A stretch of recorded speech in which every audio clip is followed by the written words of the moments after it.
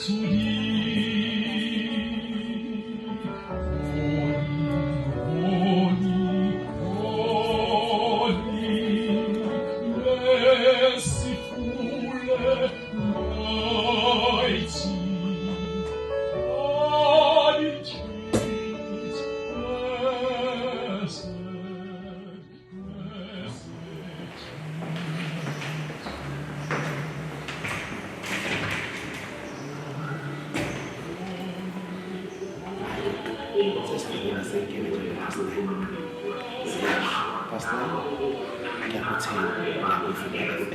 is Zulu Pavarotti, 103 Vuma FM.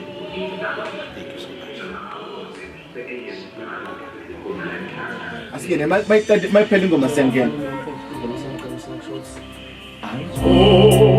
Oh yashutha lokhuza. Ayina kanjani ithola ama interviews. Ingathi ngihlenga kusile. Yaphela for tonight God. Imali ngihlenge.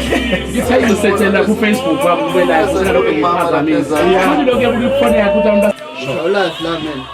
live lo ngaba. Ngifuna umuntu ngishuthi. Live. Ngizwe prepare. Oh. Kodwa masisofo, masisofo. Asingene.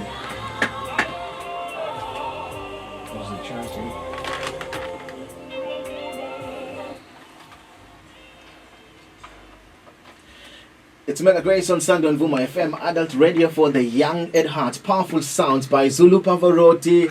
Indoda enephimbo engalazi ukuthi linjani liphimbo. Sinaye namhlanje studio sokhuluma naye live on Vuma FM, adult radio for the young at heart. Good morning my good sir. Say how are you?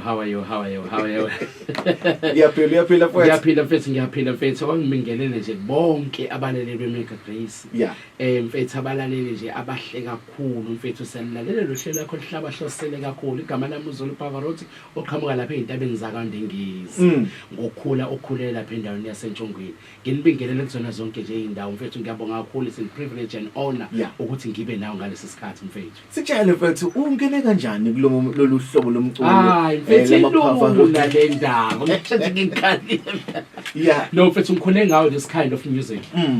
Generally sama Roma Catholic from Nchongweni San Albin ngicula ngasikhathi I was just singing soprano ekhaya ngasesontweni la ekhaya kungase esangweni lasesontweni so bekululuke esontweni hlala nama sisters no fata yangena this kind of music dama umuntu ekhula kwasebona impilo nokubona abanye ama genre so akandenge from Nchongweni ngakandengezi ngenxa sasuswa udlama ngalezi ikhathi early 80s ngaphela thina sabama 70s then ngefethu siya expose then mfethu ukusuka lapho mfethu ukuhamba kuyosontweni ukuhlangana nabantu abakwazi ukushape abazosinonala italent for example I was just singing soprano abanenjoy nangu baba uPhize Tfakazi esasitula naye kanye noma Mzanele Mbokazi uZanele Mbokazi asitula naye kulo choir bahamba ngasala ngacula naye so sasilolu lukhungechunge strainer lo baba uthi impilo isiphatheleni kwafika no Mrs Nkalipho onxele naye wangishape athi ke ngale voice ungadla ngayo